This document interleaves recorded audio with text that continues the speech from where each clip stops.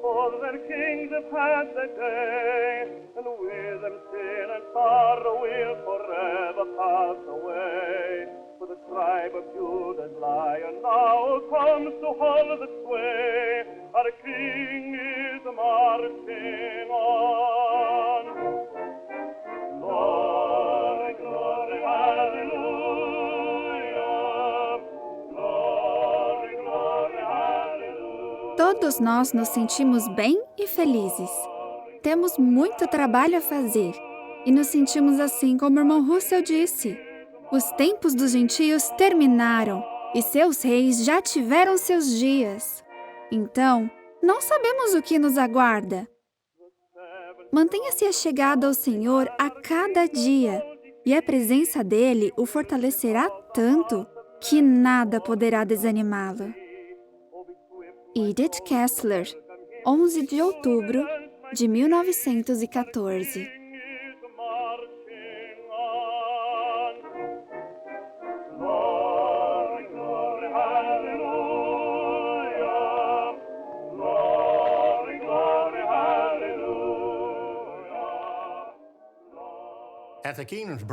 Os estudantes da Bíblia não tinham certeza do que ia acontecer no nascimento do reino em 1914, mas sabiam que seria um ano muito importante. Durante décadas, eles cantaram que os tempos dos gentios estavam terminando e que os reis já tinham tido seus dias. E eles usaram todos os meios disponíveis para anunciar esse evento tão importante. Por exemplo, sermões foram publicados em jornais, voluntários distribuíram milhões de folhetos de graça, colportores pregaram com zelo, peregrinos estiveram ocupados em organizar as congregações, e assim a mensagem se espalhava no mundo todo. Mas, com o fim dos tempos do gentio chegando, como os estudantes da Bíblia poderiam alcançar o mundo todo e acelerar a obra?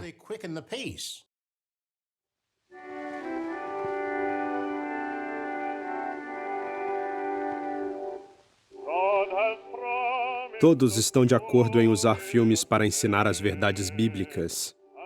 O Senhor aprovou isso ao usar quadros mentais. Então isso não deve ser ignorado.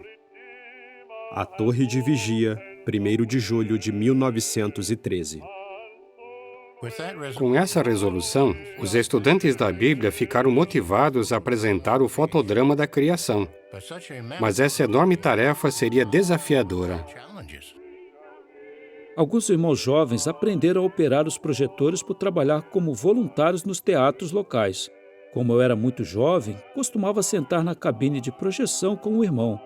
Eu lembro como foi divertido quando o filme pegou fogo e o irmão teve que apagar rapidamente e continuar a apresentação. Dwight Kenyon. Oh, it was excellent. It was very amazing. You had individuals back in those days that were able to do that without modern instrument, and it's very impressive. That's really what helped my father to come into the truth. They got to the meeting the next day after it was finished and eventually started studying, and within a few months they were baptized. And my mom told me that she was one of the usherettes when they put on the photodrama there in their town in Texas. But they had little pictures, postcard size, of the pictures that were used, the slides, and it was a joy to look at those from time to time when I was a kid. 9 milhões de pessoas assistiram ao fotodrama no primeiro ano. Foi uma importante mensagem que eles não esqueceriam. Mas isso não seria tudo. Todos estão se perguntando: o que mais nós podemos fazer? Por isso, lançamos uma nova revista chamada A Idade de Ouro. Joseph Rutherford.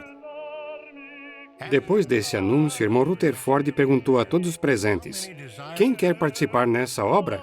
6.000 estudantes da Bíblia se levantaram juntos. E nos anos seguintes, os milhares que participariam nessa colheita usariam vários métodos criativos para alcançar mais pessoas em menos tempo. Um desses métodos foi o livro A Harpa de Deus. As pessoas pediam estudo no livro Harpa por carta. Então, quando fui à casa do nosso diretor de serviço, eu e a esposa dele digitamos os endereços o mais rápido que pudemos. Enviamos centenas de cartões toda semana. Trudeau McKittrick. Logo surgiria outro método para alcançar as pessoas, a rádio WBBR. O estúdio dessa nova estação de rádio ficava no sótão. No começo usávamos o microfone de um telefone comum. Depois de algumas semanas fazendo os preparativos, finalmente estávamos prontos para a primeira transmissão. Isso ocorreu no fim da tarde de domingo de 24 de fevereiro de 1924. A estação era chamada WBBR. Eu tive o privilégio de ligar o equipamento para a primeira transmissão. E foi assim que começamos, torcendo pelo melhor. Ralph Leffler. The peoples of this earth are now numbered by the thousands of millions. Many of these WBBR, in many respects, was a forerunner to the videos because we had Bible questions answered there, we had public meetings, we had book studies, we had news. The first piece of equipment that someone got when they came into the truth was a really good radio so they could hear WBBR. And that's, like I mentioned earlier, how my parents first heard the truth, was a radio discourse that a brother gave a talk on Where Are the Dead. I had the privilege of times of giving talks on WBBR, Young Minister Speaks. I gave that once or twice. I was encouraged to take part in one of their Bible study groups. I was privileged to be on it. It was a program that was designed as a family Bible study. But even before that, quite a number of years ago, Fred Franz was on WBBR. Imagine him on the air and youngsters listening to him. Good evening, boys and girls. I know it's drawing close to bedtime for many of you, but before you take yourselves to bed, I want to tell you a story. I had never imagined I'd ever be on a radio program of any kind, and here I was presenting the truth as a part of a program. So it was a real joy to be on WBBR. A WBBR foi um sucesso, mas enfrentamos muita oposição. Por isso, usamos outros métodos. When I was little, we never had an automobile in our home, but these sound cars, big, beautiful cars, but these big horns on top. And when they broadcasted first music, everybody came out to listen. And every weekend, some of the, what we would call today elders, would bring the sound car in and station it in our yard. And from there, they would play the records for the neighborhood. Every weekend, we had a large group of people listening because of the location. They could stay and listen. And there was quite a gathering during that time. Certa vez, eu comecei a tocar um dos sermões do irmão Rutherford, que falava sobre a segunda vinda de Cristo. Alguns dias depois, alguém me contou que um homem estava na mata fazendo bebidas ilegalmente quando, de repente, ouviu uma voz vinda de cima. Ele ficou com medo e começou a correr.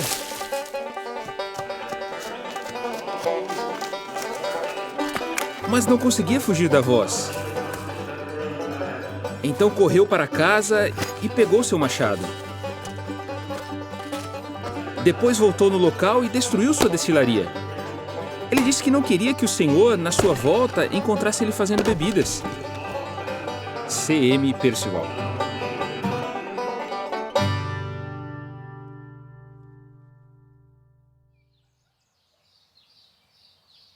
Nós chegávamos na porta da casa, abríamos nossa maleta, deixávamos a gravação pronta para tocar e apertávamos a campainha. Quando o morador atendia, dizíamos: "Gostaria que o senhor ouvisse uma mensagem muito importante." Depois, tocávamos a gravação. Clayton Woodworth. When I was pioneering, I used the phonograph all the time. I liked the phonograph. This is an upright phonograph. We had the type that opened up and you could balance it on your hip if you were strong enough, or you'd set it down on the porch and the message would be heard way down the street. And I always enjoyed hearing when I put the record on Brother Rutherford saying, religion is a snare and a racket. And I'd look at the expression on the face of the people, whether they were happy or not. And I remember they told us now to help the householder concentrate on the message, it would be good if you would watch the record. So we were told to watch the record go around and around and around. Of course, we would get a little bit dizzy. Many times you'd knock on the door and set it up. What they call it, the doorstep setup. The party didn't even know what was going on. You started playing the record. The only thing is, with a phonograph, you always had to make sure you had the right record on. Sometimes you would use that phonograph at home and you'd play some hillbilly records on it. I took Mom's phonograph and I put on my Fats Waller playing Boogie Woogie and the St. Louis Blues, I remember. And so if you got out in service and you happened to have a record that was still on there. So she goes out in the service with the phonograph, lifts up the lid, I have an important message, and here's Fats Waller playing Boogie Woogie. Alguns irmãos até chamavam o fonógrafo de Arão, porque ele falava por nós. Mas esse não era o único método usado. We also used a testimony card. This little card would have a nice little presentation on it, with scripture or two, and you'd show that to the householder. And usually they'd only read a few lines, and then they'd hand it back to you, so you'd have to finish the conversation. You'd give it to them to read, and then they'd turn it over. So sometime we had to start giving it to them on the wrong side, so they would turn it to read it on the right side. So finally I says, I can just tell them why I'm there. So, which I did, and to me, it was a little easier. Some people were a little short on funds, and so we would offer to trade. So many times out in the country, they would trade you for maybe a dozen eggs for 3 or 4 booklets or something like that. Or if it was a book, you might end up with a chicken or 2. So when you went out in field service in the country, you had to be prepared to pick up many different things. Usually probably bagged the chicken up so he was in a bag back in the trunk. Got a little warm for the poor thing, but they survived it. And bring him home. And then after we got the chicken out and let him recover, why, we'd have a nice chicken dinner. So back in those days, we ate a lot of chicken. Também começamos a usar cartazes e realizar marchas informativas. And Brother Rutherford, of course, was a shorthand expert. And whenever you talked to him, he'd always be busy writing. You wouldn't know what he'd be writing about. And so he's doing that this day. And so he ripped it off and he gave it to me. He said, what do you think of it? And it said, religion's a snare and a racket. So I said, that's pretty strong. As a matter of fact, I said, that's hot. Well, he said, that's what I meant it to be. So now he said, don't you think it'd be a good idea? Now, we're going to have a big information march 2 days from now. Couldn't Brother Clay in the printing make up some signs, religion's a snare and a racket, and put them on poles, and we'll have them for the parade. And Brother Noah was also in London at that time, so he and I led this parade. This parade was 6 miles long. 1,000 brothers showed up for the parade. It really was a spectacle. Every second sign would be religion is a snare and a racket. And the bobbies, the police gave us protection.